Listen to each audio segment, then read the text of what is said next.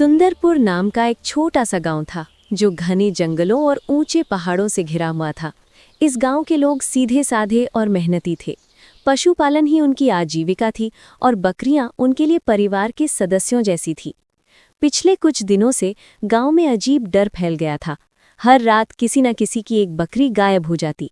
लोग समझते थे कि कोई भेड़िया होगा, लेकिन सच्चाई इससे कहीं ज्यादा भयानक थी। एक रात कालू नाम का साहसी चरवाहा पहरा दे रहा था। तभी उसने देखा एक विशालकाय राक्षस जिसके शरीर पर घने काले बाल थे और सिर पर भैंसे जैसे बड़े बड़े सींग। वो चुपचाप बाड़े में घुसा, एक बकरी उठाई और उसे कंधे पर डालकर पल भर में जंगल की ओर गायब हो गया। हैरानी की बात ये थी कि वो राक्षस शिकार से ज्यादा बकरियां चुराने में आनंद लेता था।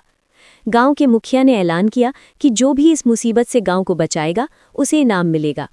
कालू ने ठान लिया कि वो इस रहस्य का अंत करेगा। वो राक्षस के पैरों के निशानों का पीछा करता हुआ एक अंधेरी गुफा तक पहुंचा।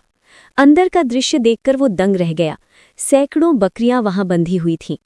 राक्षस मांस नहीं खाता था, उसे बकरियों का दूध पीना और उनके बालों से अपने घने बाल संवारना पसंद था। वो ताकतवर जरूर था, लेकिन बेहद सनकी भी।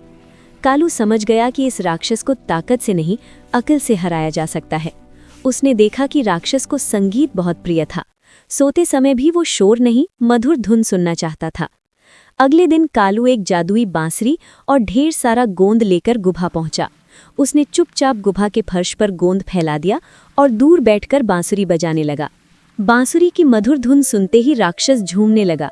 नाचते नाचते वो उसी जगह पहुंच गया जहां गोंद फैला था। जैसे ही उसके पैर जमीन पर पड़े, वो बुरी तरह चिपक गया। वो घबराकर चिल्लाया, मुझे बचाओ, मैं यहाँ से निकल नहीं पा रहा। कालू सामने आया और शांत स्वर में बोला, मैं तुम्हें तभी छुड़ाऊंगा जब तुम सारी बकरियां वापस करोगे और कभी चोरी न करने का वादा करोगे। फंसा हुआ राक्षस रो पड़ा और उसने हार मान ली।